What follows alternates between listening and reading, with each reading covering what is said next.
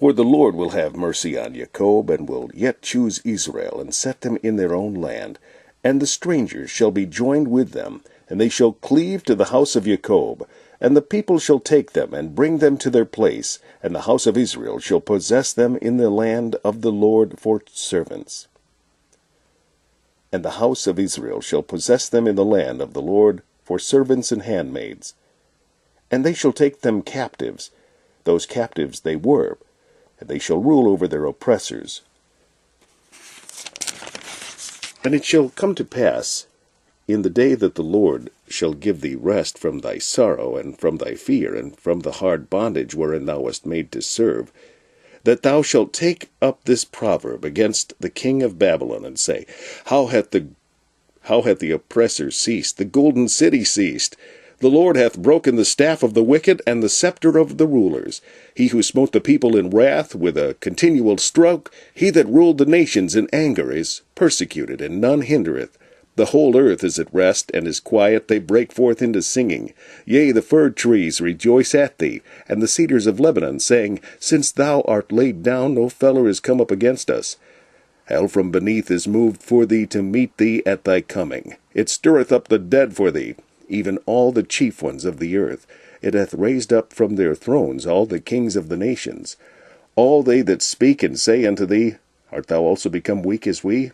Art thou become like unto us?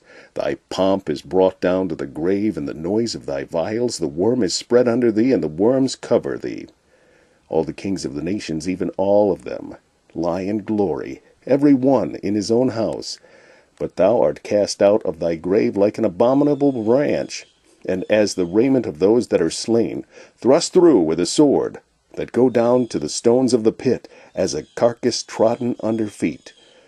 Thou shalt not be joined with them in burial, because thou hast destroyed thy land, and slain thy people. The seed of evildoers shall never be renowned. Prepare slaughter for his children, for the iniquity of their fathers, that they do not rise, nor possess the land, nor fill the face of the whole, or fill the face of the world with cities. Nor fill the face of the world with cities. For I will rise up against them, saith the Lord of hosts, and cut off from Babylon the name and remnant, and son and nephew, saith the Lord. I will also make it a possession for the bittern, the pools of water, and I will sweep it with the besom of destruction, saith the Lord of hosts.